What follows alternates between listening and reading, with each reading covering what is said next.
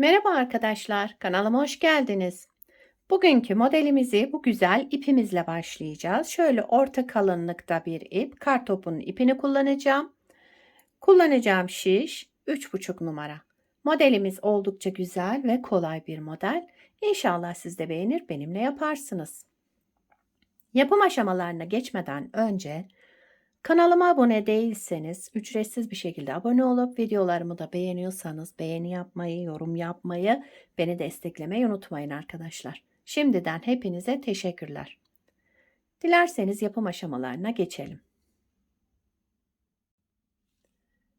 İlmeklerimizi alarak başlayalım. Bu model için ilmek sayısı 6 ve 6'nın katları artı 5 ilmek sayısına ihtiyacımız var. Yapacağımız örgüye göre ilmek sayısını bu şekilde ayarlayıp modelimizi kurabiliriz. Bu model lastik istemiyor. Zaten kendisi lastik gibi bir görüntüsü var modelin. Lastiksiz olarak başlıyoruz. Şöyle ilmeklerimi sayayım. 1, 2, 3, 4, 5, 6, 7, 8, 9, 10, 11, 12, 13, 14, 15, 16, 17. 17 ilmekle modelimi kurmaya başlıyorum.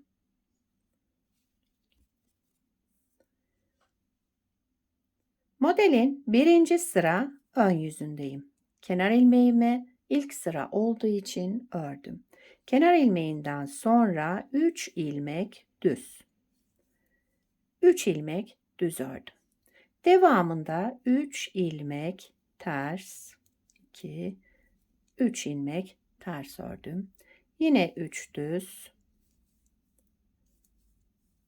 3 ters ilmek örerek devam ediyoruz.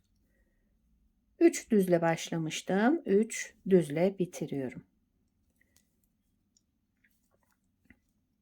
Kenar ilmeğimi de ördüm. Birinci sıra ön yüzünde ilmeklerimi bu şekilde yaptım.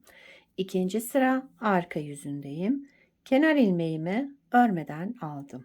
Bütün ilmeklerimi ters olarak örüyorum.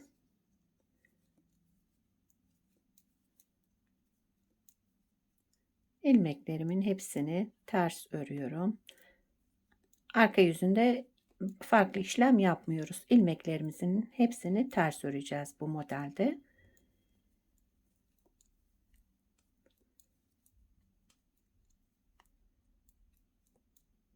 Kenar ilmeğimi de ördüm. Üçüncü sıra ön yüzündeyim modelin. Kenar ilmeğimi örmeden aldım. Devamındaki yine 3 ilmeğimi düz ördüm. 3 ilmek düz. Daha sonraki 3 ters ilmeğimiz vardı. Yine ters örüyoruz. Burada haroşa olacak. Bu ters ördüğümüz 3 ilmek haroşa örgü olacak. Buradaki 3 ilmek de düz olarak devam edecek. Aynı şekilde haroşa olan kısmı ters örüyorum. 3 ilmek. Düz olan ilmeklerimi de düz olarak örüyorum. Kenar ilmeğimi de ördüm. Üçüncü sıra ön yüzünde bu şekilde. Dördüncü sıra arka yüzündeyim. Yine ilmeklerimi ters olarak örüyorum. 10 sırayı bu şekilde tamamlayacağız. Arka yüzünde ters, ön yüzünde düz olan ilmeğimizi düz, diğer haroşa ilmeğimizi ters öreceğiz. 3 düz, 3 ters olarak ön yüzünde 10 sıramızı bu şekilde tamamlayacağız. Kenar ilmeğimi de ördüm. Şimdi 5. sıra ön yüzündeyim.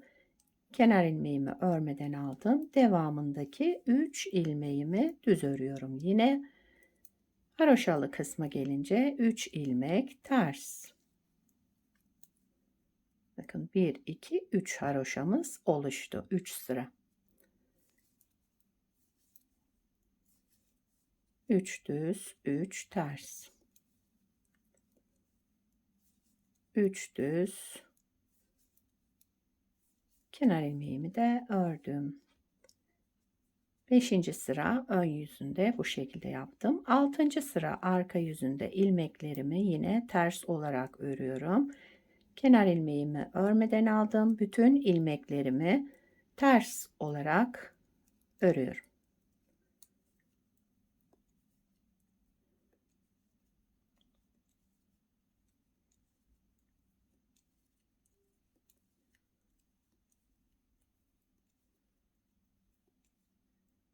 Kenar ilmeğimi de ördüm. Şimdi 7. sıra ön yüzünde yine aynı şekilde yapacağım. 3 düz, 3 ters, 3 düz, 3 ters olarak devam edeceğiz. Şuradaki haroşamızı 1, 2, 3, 4, 5 sıra olana kadar bu işlemi tekrar edeceğiz. 10 sırayı bu şekilde tamamladık. Ön yüzünde 3 düz, 3 ters, 3 düz, 3 ters, arka yüzünde bütün ilmeklerimizi ters örerek 10 sırayı tamamladık. Yani burada bakın 1, 2, 3, 4, 5 sıra haroşamız oluştu. 5 diş. 10 sıramız tamam. Şimdi 11. sırada ne yapıyoruz? Kenar ilmeğimi örmeden aldım. Bütün ilmeklerimi düz örüyorum. Ön yüzünde düz, şöyle sıra sonuna kadar ilmeklerimizi düz örelim. 5 diş haroşayı oluşturduktan sonra bütün ilmeklerimizi ön yüzünde düz olarak örelim. Kenar ilmeğimi de ördüm. 11. sıra ön yüzünde düz ördüm.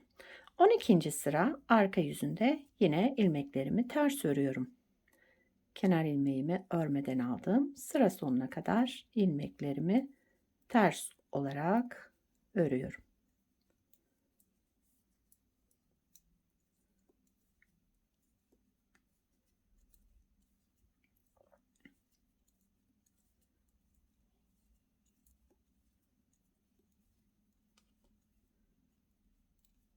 Kenar ilmeğimi de ördüm.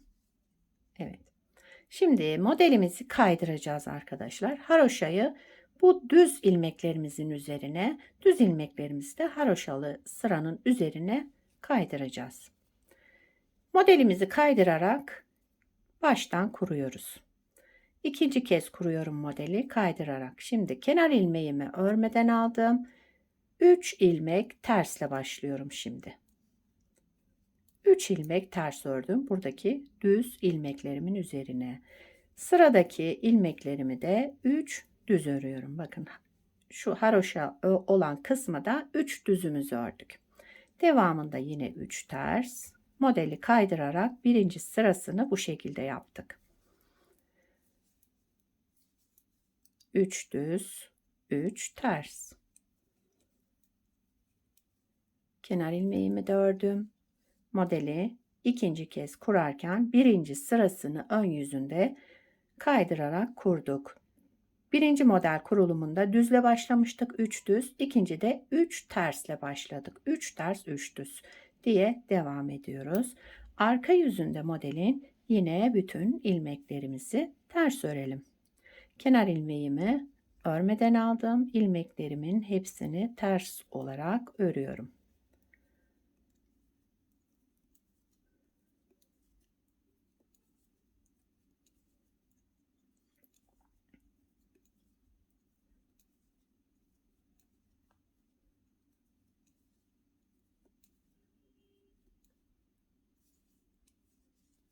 Evet. Modelin ön yüzündeyim.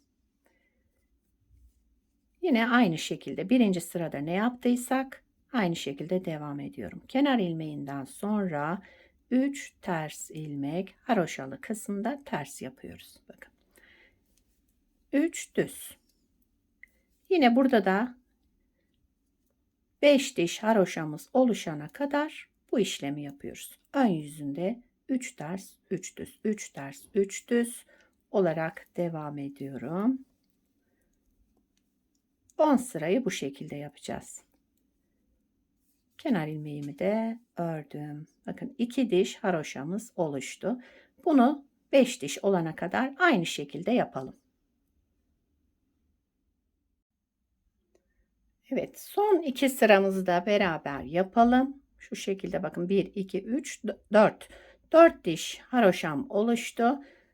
Son 2 sıramızı da beraber yapalım. Kenar ilmeğimi örmeden aldım. 3 ters, 3 düz. 3 ters, 3 düz. 3 ters ile bitirdim. Kenar ilmeğimi de ördüm. 5 haroşamız oluştu. Şimdi arka yüzünde ilmeklerimi yine ters örüyorum. Kenar ilmeğimi örmeden aldım. Bütün ilmeklerimi ters olarak örüyorum. Modeli kaydırarak ikinci kez kurduk. Şimdi bir daha model kurmadan önce ön yüzünde düz, arka yüzünde ters öreceğiz. Daha sonra modelimizi yine kuracağız. Evet. 2 kez kurduk. Aradaki boşluk şurada bakın. Ön yüzünde düz, arka yüzünde ters örerek şu boşluğu oluşturacağız. İsterseniz ön yüzündeki düzü de beraber yapalım hemen. Kafalar karışmasın. Kenar ilmeğimi örmeden aldım. Bütün ilmeklerimi düz örüyorum. 5 diş haroşam oluştuktan sonra bütün ilmeklerimi düz olarak örüyorum. Arka yüzünde de ters öreceğiz. Model böyle arkadaşlar. Gayet güzel ve şöyle kabarık kabarık duran bir model. Tabii şu anda tam kendini göstermiyor. Daha fazla ilmekte başlarsanız model daha güzel gösteriyor. Şu şekilde arka yüzünde de ilmeklerimizi ters olarak örelim. Daha sonra yine birinci modelde yaptığımız işlemle devam edeceğiz. Modelimiz böyle ilerliyor. Bir de şöyle az bir büyük parçasını yaptım. Bunu beraber yaptık. Bakın model lastik istemiyor. Zaten kendi lastikli bir model. Model böyle devam ediyor. Modelin arka yüzü de bu şekilde. Şöyle güzel, temiz bir görüntüsü var. Kenar ilmeklerimiz şöyle çıkıyor. Modelin tersi düzü yok, yani yakadan başlamada örgülerinizde de yine aynı görüntü olur. Şu şekilde de aynı. Evet, bugünkü modelimiz buydu. Şöyle güzel, gösterişli, kabartmalı, güzel bir model. İstediğiniz örgüde kullanabilirsiniz. Bunu birkaç renk de kullanarak yapabilirsiniz. Bebek örgüsünde, çocuk örgüsünde kullanmak isterseniz. Yetişkin örgülerinde de tek renk tercih ederseniz bence daha da güzel olur şöyle. Yelek yapabilirsiniz, hırka yapabilirsiniz. Bunu bebek battaniyelerinde kullanabilirsiniz. Şöyle daha kalın, daha dolgun iplerle harika olur bence. Atkı bere yapımında kullanabilirsiniz. Her türlü örgüde kullanabileceğiniz harika, güzel, şöyle gösterişli bir model. Sizler de nelerde kullanacaksınız, onları da yorumlarda belirtirseniz sevinirim. Yapacak olanlara kolay gelsin. Bir sonraki videoda görüşmek üzere. Hoşça kalın.